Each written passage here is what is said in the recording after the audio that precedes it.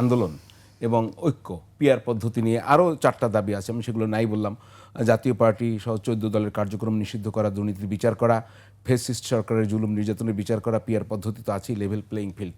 তো জামায়াত ইসলামী, ইসলামী আন্দোলন বাংলাদেশ এবং 7-8টা সংগঠন এরকম তারা এক হয়ে গেছেন এবং আমরা এও শুনি যে সব ভোট এক বাক্সে আনতে হবে। এই তো এইটা কি শুধুমাত্র একটি রাজনৈতিক ঐক্য, মানে এটা কেন হলো, আপনার কি ধারণা? আমার স্যার যেটা বলছিল যে জামাতের সাথে আকীদাগত পার্থক্য সেটা হলো মওদুদী সাহেব, যিনি মাওলানা মওদুদী, তিনি সাহাবাদেরকে অসম্মান করেছেন। তো আমার প্রশ্ন যেটা হলো যে সাহাবাদের অসম্মান করার আকীদা যাদের, সেই আকীদার জায়গার চেয়েও নির্বাচনে পিআর কি শক্তিশালী হয়ে গেল, যে কারণে আকীদাকে আমরা গৌণভাবে দেখছি, পিআরকে আঁকড়ে ধরছি? এটা হলো আমার প্রশ্ন। যে না ঠিক আছে, এখানে তো জামাতের যে আকীদা আছে বা তাদের যে দৃষ্টিভঙ্গি আছে সেটা তাদের, তাই না? শোনেন তারেক ভাই, তাদের আকীদা তো আর আমরা নেই নাই, আমাদের আকীদাও তারা নেই নাই, তারা তাদের জায়গায় আছে, আমরা আমাদের জায়গায় আছি।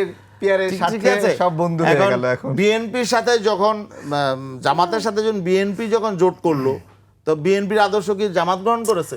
জামাতের আদর্শ করে নাই। কিন্তু অতএব এখানে একটা ইস্যুতে আমরা একমত, এর অর্থ এই না তাদের সবকিছুই আমরা নিয়ে নিলাম, তা কিন্তু না। আজকে কিন্তু ওই আফগানিস্তানের একটা নিউজ বের হয়েছে।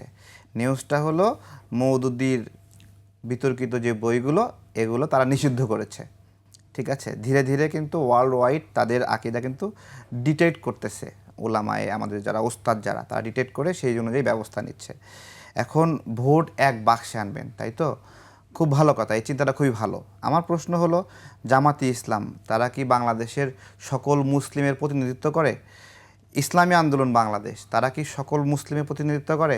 অথবা হেফাজতে ইসলাম তারা কি সকল মুসলিমের প্রতিনিধিত্ব করে? আমার প্রশ্ন হলো, একজন মুসলিম সে বিএনপি করার পাশাপাশি মুসলমান থাকতে পারবে না, নামাজ পড়তে পারবে না? যে কারণে আপনি এই কথাটা বলছেন যে মুসলমানদের ভোট এক বাক্সে, মানে এই মুসলমানদের ভোট এক বাক্সে, তার মানে আমি যদি ওই বাক্সে ভোট না দেই তাহলে আমি মুসলমানদের ভোট দিলাম না।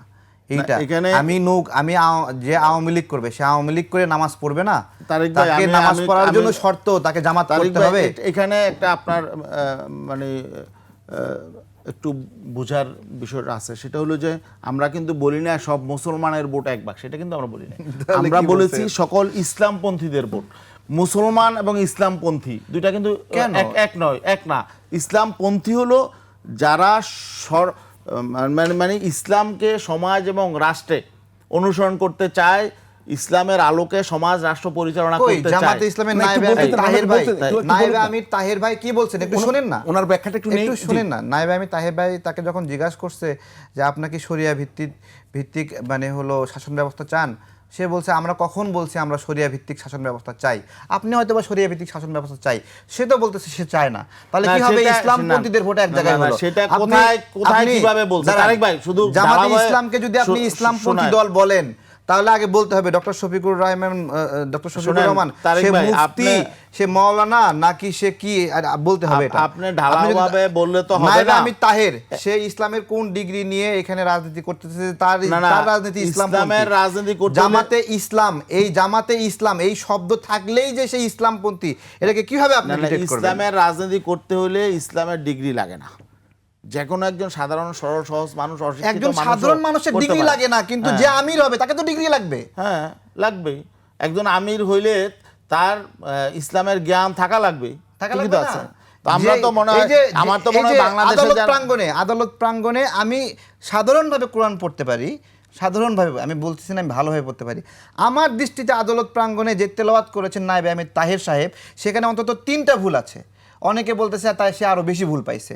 তাহলে যদি একটা দলের সর্বোচ্চ নীতি নির্ধারণী তারা যদি কোরআন সঠিকভাবে পড়তে পারে না, আপনি পুরা টিমকে বলতেছেন তারা ইসলামপন্থী দল।